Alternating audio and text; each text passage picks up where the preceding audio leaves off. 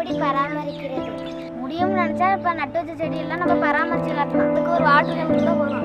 காலையில் வீட்டிலேருந்து வாட்டர் கேனில் தண்ணி பிடிச்சிட்டு வந்து செடிக்கு ஊற்றுவோம். திரும்பி ஸ்கூல் விட்டு வரும்போது ஸ்கூல்லேருந்து தண்ணி பிடிச்சிட்டு வந்து செடிக்கு தண்ணி ஊற்றிட்டு வருவோம்.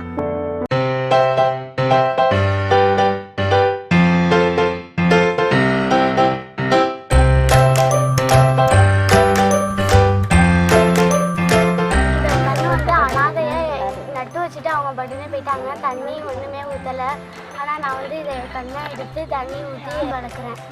இதை நான் தத்தெடுத்து நல்லா பார்த்துக்கிறேன். என்ன நான் எப்படி பார்த்துக்கிறேனோ அதே மாதிரி நான் உரம்லாம் போட்டு நல்லா பார்த்துப்பேன்.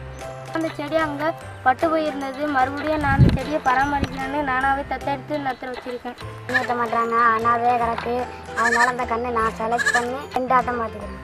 வைக்காமல் தனியாக இருந்தது. இப்போ நான் இதை தத்தெடுத்து வேறு இடத்துல தண்ணியெல்லாம் செடி ஊற்றி பராமரிச்சுட்டு வரேன். இன்னும் நான் இதை முழுசாக பராமரிக்கலை, வேலியெல்லாம் கட்டி வைக்கணும். ஆனால் இப்போ நான் பண்ணிடுவேன்.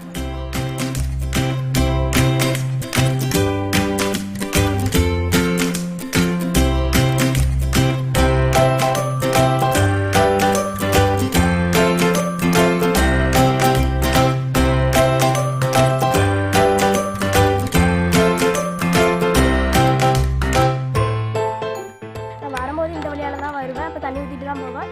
போகும்போது இந்த வழியால் தான் போவேன், தண்ணி ஊற்றிட்டு தான் போவேன். இது என் ஃப்ரெண்டு மாதிரி பார்த்துருக்கேன்.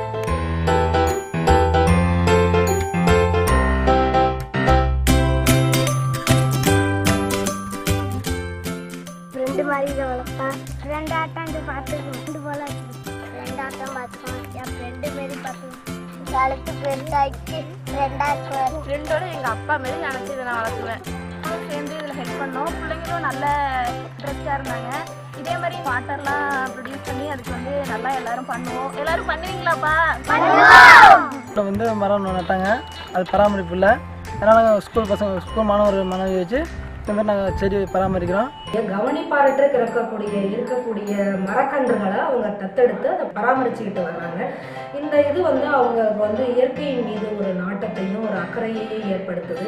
இந்த கண்ணை வளர்க்குறதுக்கு எனக்கு பெருமையாக இருக்குது. எங்கள் வீட்டில் உள்ளவங்களுக்கும் பெருமையாக இருக்குது. உள்ள பசங்க வந்து டெய்லி காலையில் வரும்போது தண்ணி ஊற்றி நல்லா வளர்ந்துட்டுருக்காங்க, செழுமையாக இருக்குது. இது நல்லா செழுமையாக வளர்ந்துருக்கு. நல்லா மரமும் செழிப்பாக இருக்குது. பசங்க நல்லா முயற்சி எடுத்து பண்ணுறாங்க. ஊராட்சி சிறப்பாக அந்த பசங்களுக்கு நான் நன்றி தெரிவிக்கிறேன். என் ஃப்ரெண்டு உங்கள் ஃப்ரெண்டுங்க.